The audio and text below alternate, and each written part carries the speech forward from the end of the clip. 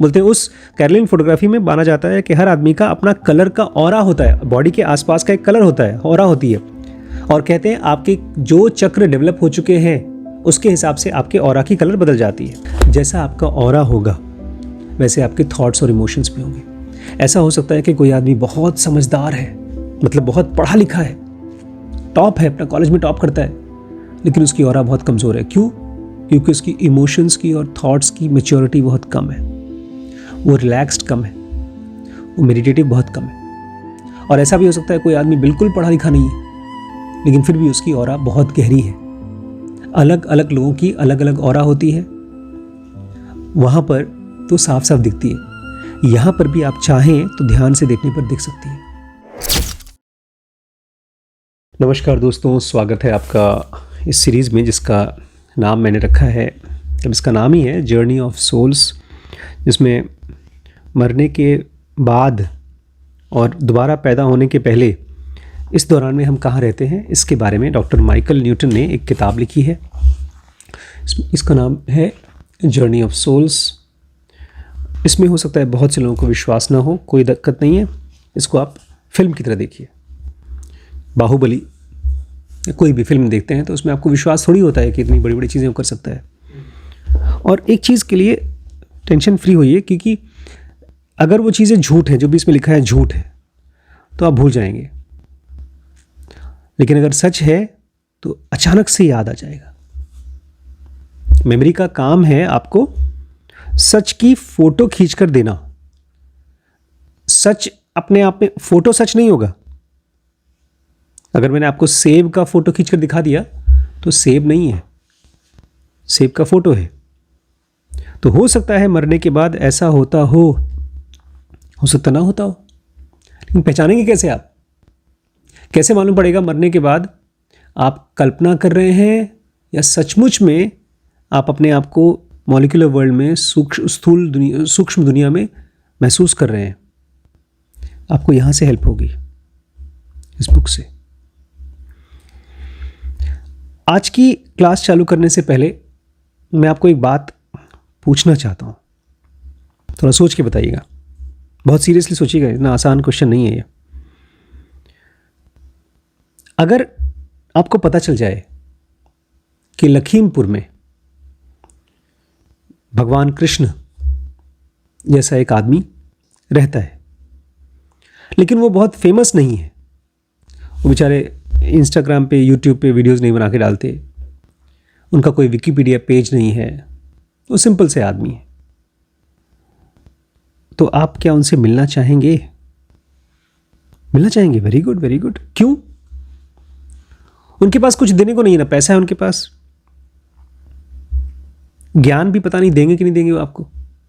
बस वो अपना आराम से रहते हैं, घर में ध्यान करते हैं, फिर अपना ऑफिस जाते हैं, काम धाम करके वापस आते हैं। क्यों मिलना चाहेंगे आप उनसे?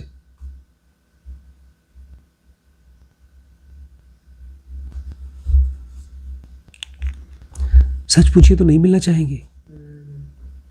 हम फिल्म एक्टर से मिलना चाहेंगे, जाके उनसे ऑटोग्राफ लेंगे, उनके साथ सेल्फी खिंचाएंगे।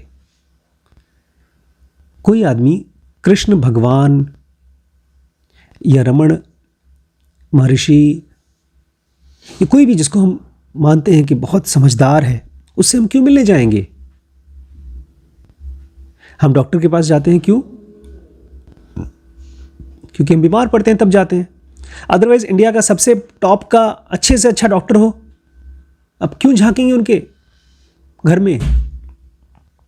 तो क्या आप सीरियसली मिलना चाहेंगे एक एनलाइटेंड मास्टर से? मैंने कहा था ना, आप लोग सीरियसली सोच के बताइए। आप लोगों ने बिना सोचे बोल दिया कि नहीं नहीं, पहले बोल दिया हाँ मिलना चाहेंगे, बाद में बोल दिया हाँ शायद नहीं मिलना चाहेंगे। तो बताइए आप मिलना चाहेंगे या नहीं? सवाल यह है कि अगर आपको मालूम पड़ जाए लखीमपुर में भगवान कृष्ण जैसा एक आदमी रहता है, लेकिन वो बहुत फेमस नहीं है, उसका कोई विकिपीडिया पेज नहीं है, कोई इंस्टाग्राम पेज नहीं है, यूट्यूब पे फॉलोअर नहीं है, तो क्या आप उनसे मिलना चाहेंगे? हाँ, चलो एक वोट हो गया हाँ। श्रवण, आप भी मिलना चाहेंगे? मिलने में क्या है, मतलब देखना पड़ेगा ना कि हमारे अंदर क्या चेंजेज हो रहे हैं। हाँ ठीक है, चेंजेस तो उनके मिलने के बाद होगा, उनसे मिलने के बाद। अगर ऐसा है तो फिर कोई अच्छा, और मान लो उनसे मिलने के बाद चेंज ना हो, आप एक दो बार मिले, कोई बहुत फ़र्क पड़ा नहीं, उनको देखा वो आराम से होटल में खड़े होकर चाय पी रहे हैं, सिंपल आदमी है, फिर घर चले गए और ज़्यादा ज्ञान व्यान भी नहीं देते। उनके प्रेजेंट में अगर हमारे अंदर चेंजिंग आ रहा है तो फिर स्वाभाविक है मिलने। और अगर उनके प्रेजेंस में आपके अंदर चेंज नहीं आ रहा है तो मिलना चाहेंगे? तब भी मिलना चाहेंगे।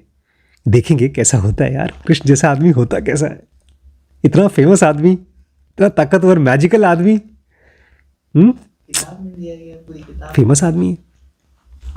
मैं इसलिए बोल रहा हूँ बिकॉज आज की क्लास में एक बड़ी इंटरेस्टिंग चीज़ बताते हैं वहाँ पर, मरने के बाद जब जाएंगे। यहाँ तो हम लोगों को पहचानते हैं, अब पहचानते हैं उसके, किसी को मिलेंगे उसके पहले उसको सर्च करेंगे तुम कौन हो ऑनलाइन, कोई बड़ा आदमी हो, पावरफुल आदमी, तो हम सर्च करते हैं कितने फॉलोअर्स हैं, कितने लोग आपको जानते हैं। लेकिन जब ये सब नहीं था, जब स्मार्टफोन नहीं था, लोगों का प्रोफाइल नहीं था, तब लोग कैसे जानते थे एक दूसरे को? उसके कपड़े से, उसके स्टेटस से, उसके घर से, उसके पास कौन सी कार है उससे।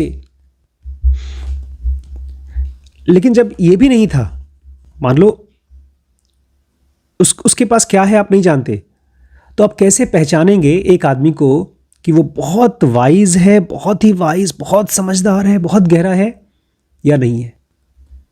ये बहुत मुश्किल है पहचानना। क्योंकि जैसे एक आदमी बीमार डॉक्टर को खोजता है, जैसे एकदम सही कहा आपने, मेरी बीमारी ठीक होगी तब मैं जानूंगा कि डॉक्टर है वो, मेरा कन्फ्यूजन ठीक होगा तभी मैं मानूंगा कि वो आदमी ज्ञानी है। लेकिन उसके लिए पहले मुझे पता भी चलना चाहिए कि मैं कंफ्यूज्ड हूं। 90% लोग तो बोलते हैं हम खुद ही समझदार हैं। क्लास चलती है, कभी कोई आता है, कभी कोई नहीं आता। कल बेचारा वो आया था, उसने अपना सवाल पूछा कि मेरी गर्लफ्रेंड के तो पुराने अफेयर थे, अब क्या करूं, मैं उसको छोड़ूं कि नहीं छोड़ूं? इतना पूछ करके जवाब उसको मिला भी नहीं, उससे पहले ही भाग गया। भाग क्यों गया? बिकॉज हमारा कंफ्यूजन हमेशा छुप करके आता है समझदारी के रूप में। हम बहुत श्योर होते हैं। अभी रिसेंटली मैं एक बच्चे से मिला, बच्चा नहीं, काफ़ी बड़ा आदमी है, खूब स्पिरिचुअल आदमी है, खुद किसी का गुरु नहीं है, स्पिरिचुअल टीचर नहीं है, लेकिन फिर भी ज्ञान देता है। जो मांगेगा उसको भी ज्ञान देता है, जो नहीं मांगेगा उसको भी ज्ञान देता है। जब कोई मांगेगा ज्ञान तब भी देता है, जब नहीं मांगेगा तब भी देता है। और खुद बेचारे की लाइफ बहुत डिस्टर्ब्ड है। आज की क्लास में ना मुझे अच्छा हुआ याद आ गया, ओशो बात किया करते थे कैरलिन फोटोग्राफी की। कैरलिन फोटोग्राफी एक खास तरह की फोटोग्राफी है जो आपके ऑरा का कलर खींच लेती है। वही मैं दिखा रहा था आप लोगों को। जब आप कैरलिन फोटोग्राफी कैमरा आएगा, कभी अगर हमारे पास ऑप्शन हुआ तो हम लोग खरीदेंगे। ऐसा कैमरा होता है वो, और इससे ली हुई फोटोग्राफ्स आपके हाथ पैर, ऐसे आपके चारों तरफ कैसी रोशनी है, कैसी एनर्जी है, उसकी फ़ोटो लेती है।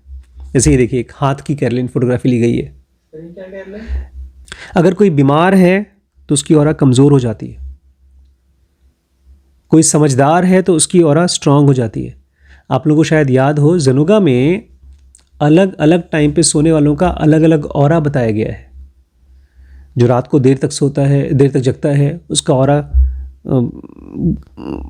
ग्रीन, रेड टाइप का हो जाता है, ऐसे अलग अलग। लेकिन ये ऑरा की बात क्यों हो रही है?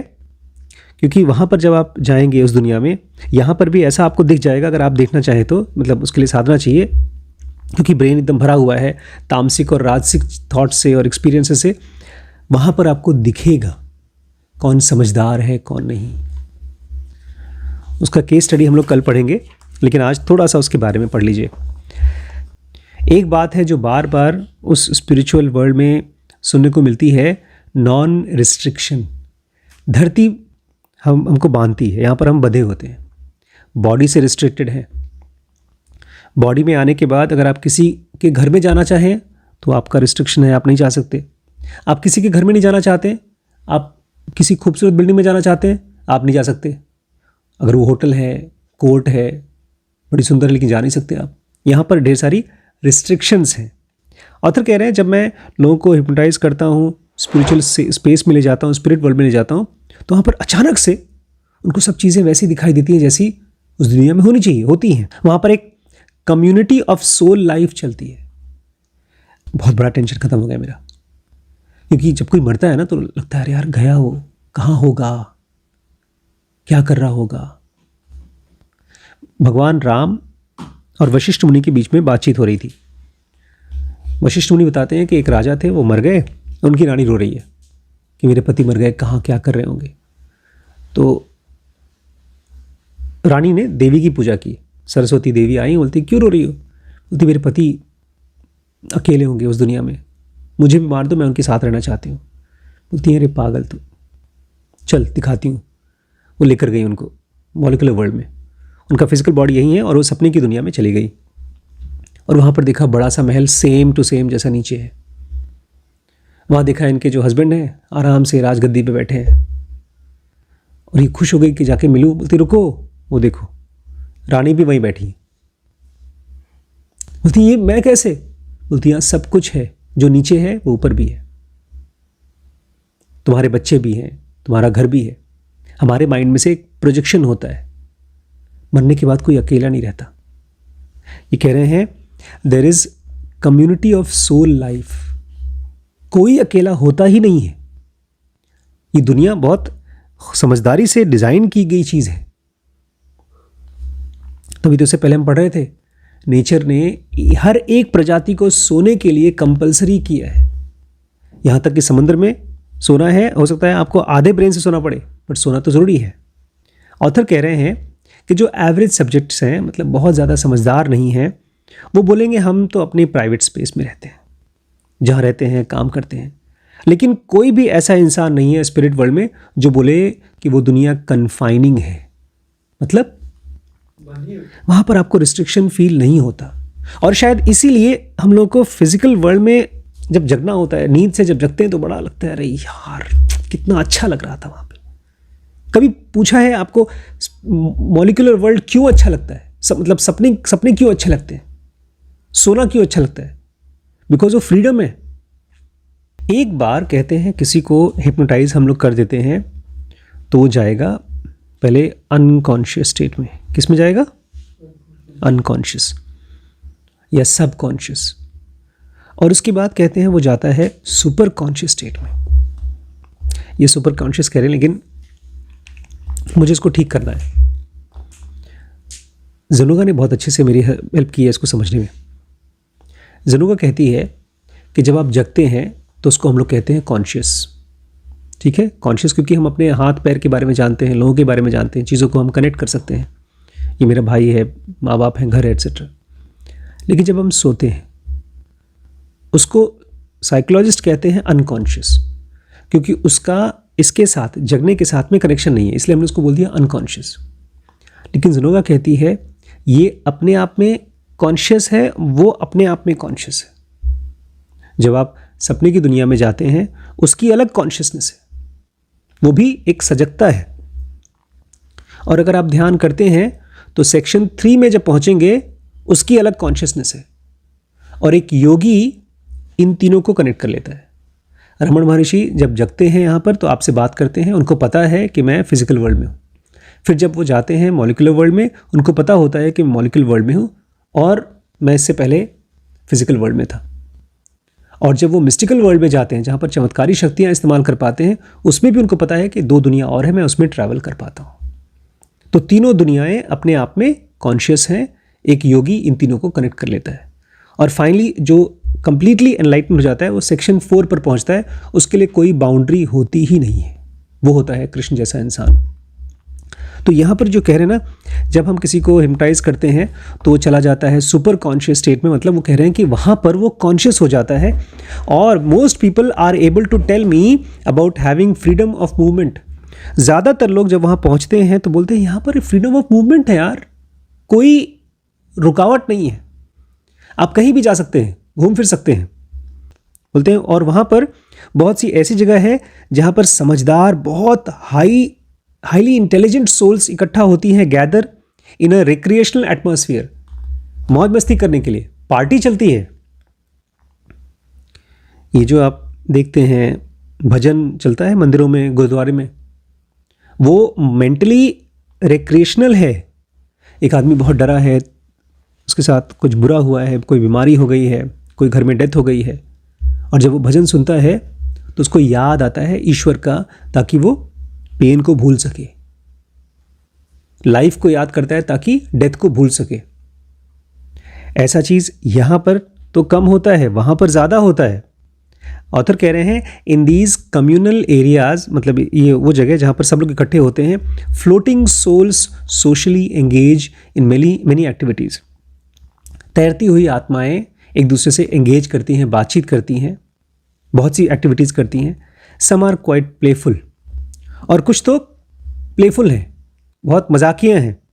ऑथर कहते हैं मैंने बहुत बार देखा है जो समझदार सोल्स हैं वो यंगर सोल्स को बोलती हैं, अच्छा ठीक है, अभी जब तुम पैदा होगे ना तब देखना तुम्हारे साथ क्या होगा, बहुत मज़े आने वाले हैं। अभी रिसेंटली मैंने किसी से बात करा था, तो वो मुझे बता रहा था आदमी कि मैं एक बहुत ही एडवांस्ड मिस्टिकल प्रैक्टिस करने की कोशिश कर रहा हूँ, 1-1.5 साल में हो जाएगा।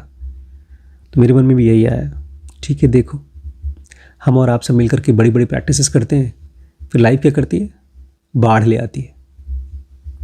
मतलब प्रैक्टिस की मतलब जो मैं कह रहा हूँ, तो एक आदमी किसान है, वो साल भर तक खेती करता है, फिर बाढ़ आ जाती है, सब बह जाता है, बड़े अम्मी के साथ जो ऐसे होता है। तो यहाँ पर हम लोग धरती पर तो रोते हैं, अरे बाप रे बाप मर गया जी गया, वहाँ पर उनको पता है कि कोई मरता जीता नहीं है। तुम जाओगे और वहाँ पर रोगे गाओगे और फिर वापस आओगे, देखना क्या होगा। और एक तो ऐसे बोलता है, we play tricks on each other like bunch of kids, कि हम तो बच्चों की तरह एक दूसरे के साथ खिंचाई करते हैं, और वहाँ पर हम छुपन छुपाई खेलते हैं, और बेचारे जो छोटे छोटे समझदार कम समझदार सोल्स हैं वो गायब हो जाते हैं, खो जाते हैं, तो हम उनको हेल्प करते हैं खुद को पाने में। जब वो यहाँ आते हैं खो जाते हैं, यंगर सोल्स खो जाते हैं। कहाँ खोते हैं? धरती पे आ जाते हैं, कभी प्यार में खो जाते हैं। कहानी सुनी है ना आपने, नारद मुनि कृष्ण भगवान से बोलते हैं आपको देखना, आपकी भक्ति इतनी अच्छी है, अच्छी चीज़ है कि कोई आदमी कैसे भूल सकता है आपको। सुना है ना? नहीं सुना। तो उसमें भगवान बोलते हैं अरे तुम बहुत बड़े भक्त हो यार, तुम छोड़ो, ये कॉमन मैन की प्रॉब्लम है, उनको झेलने दो। बोलते नहीं भगवान, मुझे समझाइए कि कॉमन मैन आखिर आपको अगर याद करता है, प्रभु के नाम को याद करता रहे तो कभी भटकेगा ही नहीं। बस छोटा सा काम करना है, प्रभु को याद करना है। तो भगवान कहते हैं कि ठीक है, उसकी प्रॉब्लम के साथ छोड़ दो, तुम थोड़ा मुझे पानी पिलाओ, भी प्यास लगी है। तो ये चले गए नारद मुनि नीचे गंगा जी के पास पानी लाने के लिए, और वहाँ पर एक खूबसूरत लड़की दिखाई दी जो उनसे पूछने लगी कि भगवान होते हैं क्या। तो ये उसको समझाने लगे हाँ भगवान होते हैं, बहुत समझदार हैं, और ज्ञान की बातें पूछने लगी। फिर ज्ञान की बातें बताई, उसकी बातें सुनते सुनते ये मोहित हो गए, इनको प्यार हो गया नारद मुनि को। फिर शादी कर ली, फिर बच्चे हो गए, फिर वहीं सीता मणि में रह रहे थे, बाढ़ आ गई, उनके बच्चे बेचारे बाढ़ में बह रहे थे, रोने लगे खूब जोर जोर से, मेरे बच्चों को बचाओ, मेरे बच्चों को बचाओ, मेरी बीवी कहाँ है। तब तक भगवान आए, बोलते हैं अरे नारद कहाँ खो गए, पानी मांगा था, तुमसे पानी मांगा था मैंने, भूल गए। खुद को पाने में हेल्प करते हैं। ऑथर कहते हैं मैंने ये भी सुना है कि वहाँ पर बहुत इंपॉर्टेंट गेस्ट्स आते हैं, वो लोगों को एंटरटेन भी करते हैं और कहानियाँ भी सुनाते हैं। धरती पे तो इस चीज़ का पूरा सिस्टम बन गया है। पहले जब स्मार्टफोन नहीं था, हर रोज़ शाम को 9 बजे एक अच्छा सा प्रोग्राम आता था जिसमें कॉमेडी शो चलेगा या कोई धारावाहिक चलेगा। अब तो नेटफ्लिक्स और इस तरह की चीज़ों के आने के बाद ढेर सारे कॉमेडी चलते हैं। तो यहाँ बता रहे हैं वहाँ पर भी हमको मज़ा आता है, कुछ कॉमेडी टाइप की ह्यूमर के लोग आते हैं, मजाक करने आते हैं और हम सबको एंटरटेन कराते हैं उस दुनिया में। कहते हैं बहुत बार ऐसा होता है जब मैं लोगों को हिप्नोटाइज़ करता हूँ तो मैं उनसे पूछता हूँ कि आखिर तुम मरने के बाद लोगों के साथ इतना मिलते जुलते क्यों हो तुम लोग वहाँ, उसका पर्पज़ क्या है, मीनिंग क्या है। एक आदमी कहता है, एक आदमी ने इनको समझाया था कि हम लोग वहाँ पर सर्कल बनाते हैं मरने के बाद, बड़ा सा गोल सर्कल, और फिर हम सब अपने थॉट एनर्जी को बाहर निकालते हैं एक साथ। कभी आपने इसको एक्सपीरियंस किया है कि आपकी थॉट और सामने वाले की थॉट, सेम थॉट एक साथ रिलीज हो, मतलब एक और सेम चीज। सेम चीज सोच रहे हैं? कब? दीदी के साथ एक दो बार हम लोगों का ऑलमोस्ट हर रोज़ होता है जब फिल्में देखते हैं। आपने फिल्म चालू किया और उसमें कोई सीन चला जिस पर आप भी हंस रहे हैं, भाई भी हंस रहे हैं, मम्मी भी हंस रही हैं, सब लोग हंस रहे हैं, लेकिन यहाँ पर किसी ऑब्जेक्ट से होता है। वहाँ पर और यहाँ पर भी करते हैं बहुत से लोग, एक साथ प्रार्थनाएं करते हैं, एक साथ योग करते हैं।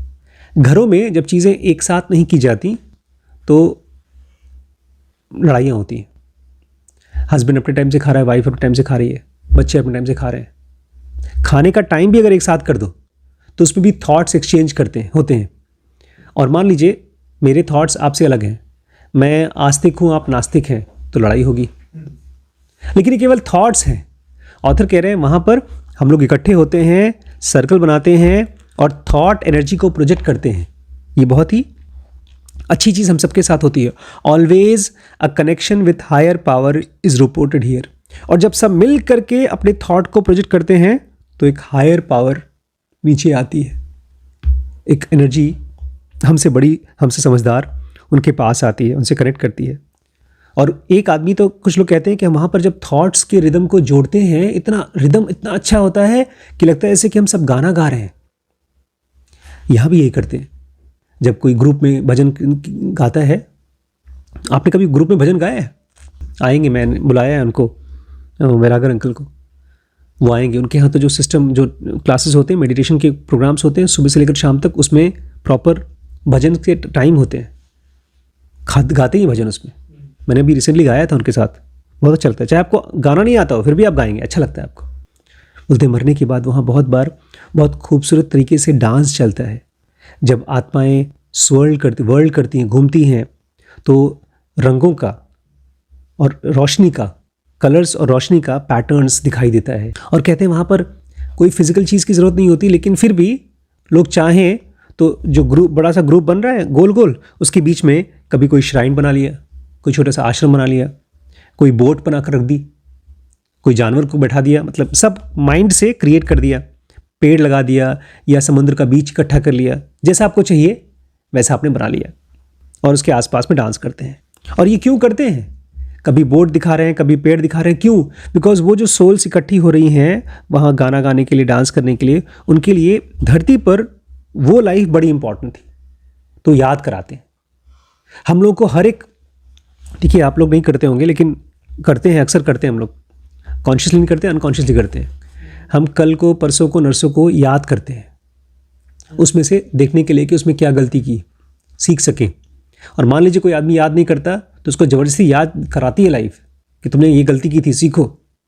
तो यहाँ पर भी हम कॉन्शियसली बोल रहे हैं, अपने को पास्ट लाइफ से सीखने की कोशिश करते हैं। और कहते हैं इस तरह की चीज़ें जब लोगों को दिखाई देती हैं ग्रुप में और उनको पिछला जन्म याद आता है तो ये दुख नहीं होता उनके लिए, बट वो अच्छे से याद करते हैं। जैसे मैं अपने पास्ट को जब याद करता हूँ, कोई बहुत पेनफुल पास्ट हो तो मुझे दुख नहीं होता, ऐसे वहाँ पर भी लोगों को दुख नहीं होता, बस उनको याद रहता है कि मैं यहाँ पर पैदा हुआ था। ऑथर कहते हैं मेरे लिए तो ये सब की सब चीज़ें सेरेमोनियल है। सेरेमोनियल मतलब सेरेमनी कहती है, फंक्शन की तरह है। फंक्शन।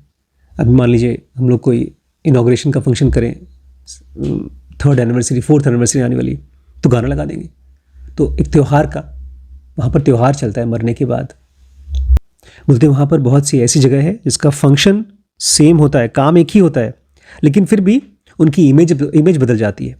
मान लीजिए जैसे हमने पिछले वाले में पढ़ा था, एक लाइब्रेरी, एक ग्रीक लाइब्रेरी थी, लेकिन उसी चीज़ को दूसरा आदमी देखेगा तो बोलेगा ये तो स्कूल की बिल्डिंग है।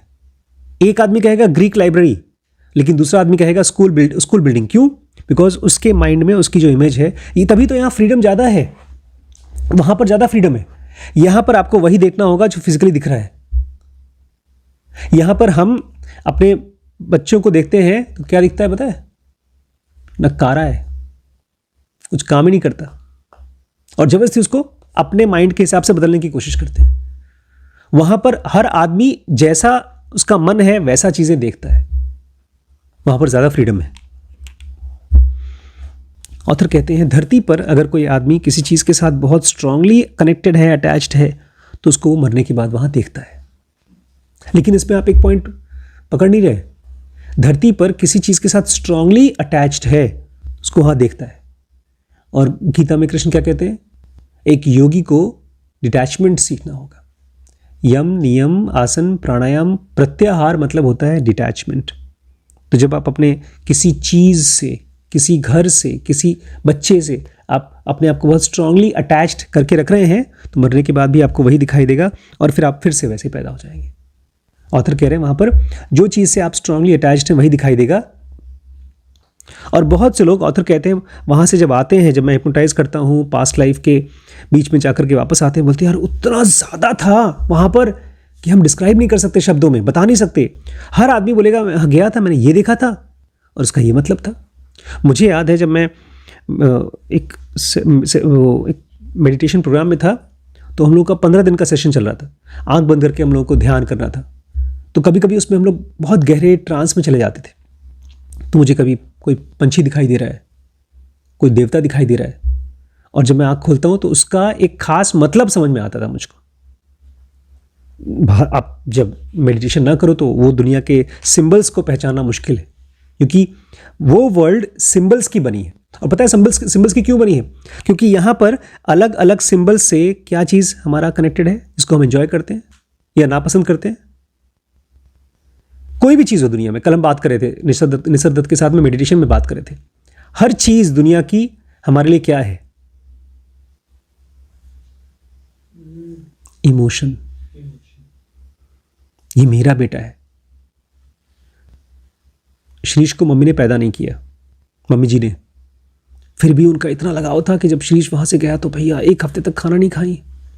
इमोशन। ऑथर कह रहे हैं ये सिंबल्स हमको बताते हैं कि हमको किस तरफ जाना चाहिए, किस चीज़ से हम कनेक्टेड हैं, क्या करना चाहिए। मैंने आपको बताया ना मेरा ज़नोगा के साथ कैसे शुरुआत हुई थी, कैसे मैंने ज़नोगा पढ़ना शुरू किया था, कैसे स्ट्रांग बिलीफ आई थी कि ये किताब मुझे फ्री करेगी। जब मेरी मम्मी की डेथ हुई तब आपकी डेथ हुई, लेकिन उसके बाद मैंने एक सपना देखा। उन्होंने पहला हाँ, आसमान में उड़ रहा था, 2 लोग आसमान में उड़ रहे थे, मेरे पास आए, और उसका भाई वो शिवजी के हाथ में एक मूर्ति थी, या शिवजी हैं, कोई इंसान है, बैल के ऊपर एक मूर्ति ला रहा है, लेकिन उस मूर्ति का कनेक्शन बुक से कैसे? आपने एक्सपीरियंस किया? मेरे माइंड ने इसको कनेक्ट कर लिया। ऑथर यही कह रहे हैं कि वहाँ पर, और बहुत चलो आप कैसे चीज़ों को कनेक्ट करते हैं आप नहीं जानते। इस ज़नोगा में एक बहुत खास जगह दिया भी गया है कि वो रीज़न मालूम पड़ता है, हर चीज़ का रीज़न मालूम पड़ता है आपको वहाँ पर। ऑथर कहते हैं जब मैंने लोगों की ग्रुप्स, सोल ग्रुप्स के बारे में इंफॉर्मेशन इकट्ठा करना शुरू किया, तो मैंने समझा कि ये लोग जो ग्रुप्स में आते हैं वो उनके लेवल ऑफ नॉलेज के हिसाब से आते हैं। जो एक टाइप के हैं वो एक ग्रुप में रहते हैं, और फिर एक आदमी किस लेवल में है उसको कौन सी ग्रुप में डालना है मुझे तो समझ में नहीं आता था। एक केस 16 जो हम लोग पढ़ रहे थे वो ऑथर से मिले बहुत पहले, और बोलते हैं उस आदमी ने पहली बार मुझे बताया कि वहाँ पर जो सोल्स होती हैं उनके अलग अलग कलर्स होते हैं। इसलिए मैंने आपको कैरलिन फोटोग्राफी दिखाई। बोलते इसके पहले जब मैं किसी को हिप्नोटाइज करता था वो आते थे, बोलते थे मुझे लाल दिखाई दिया, मुझे हरा दिखाई दिया, मुझे नीला दिखाई दिया। बोलते मैं समझ नहीं पाता था क्यों लाल, हरा, नीला। मतलब लोग बताते थे, कलर बताते थे, लेकिन मैं सही सवाल नहीं पूछ रहा था। कह रहे हैं I was familiar with Carolyn photography. एक तरह की फोटोग्राफी होती है, उसको बोलते हैं कैरलिन फोटोग्राफी। बोलते मैं जानता था। बोलते हैं उस कैरलिन फोटोग्राफी में माना जाता है कि हर आदमी का अपना कलर का ऑरा होता है, बॉडी के आसपास का एक कलर होता है, ऑरा होती है, और कहते हैं आपके जो चक्र डेवलप हो चुके हैं उसके हिसाब से आपके ऑरा की कलर बदल जाती है। जैसा आपका ऑरा होगा वैसे आपके थॉट्स और इमोशंस भी होंगे। ऐसा हो सकता है कि कोई आदमी बहुत समझदार है, मतलब बहुत पढ़ा लिखा है, टॉप है, अपना कॉलेज में टॉप करता है, लेकिन उसकी ऑरा बहुत कमज़ोर है। क्यों? क्योंकि उसकी इमोशंस की और थॉट्स की मैच्योरिटी बहुत कम है, वो रिलैक्स्ड कम है, वो मेडिटेटिव बहुत कम है। और ऐसा भी हो सकता है कोई आदमी बिल्कुल पढ़ा लिखा नहीं है, लेकिन फिर भी उसकी ऑरा बहुत गहरी है। अलग अलग लोगों की अलग अलग ऑरा होती है, वहाँ पर तो साफ साफ दिखती है। यहाँ पर भी आप चाहें तो ध्यान से देखने पर दिख सकती है। तो बस यही था आज का क्लास। केस 16 के साथ कल बात करेंगे डॉक्टर माइकल, तो वो बताएगा कि मुझे कलर दिख रहे हैं लोगों के, और क्यों, कौन सा कलर क्यों दिखाई दे रहा है वो भी कल बताएंगे।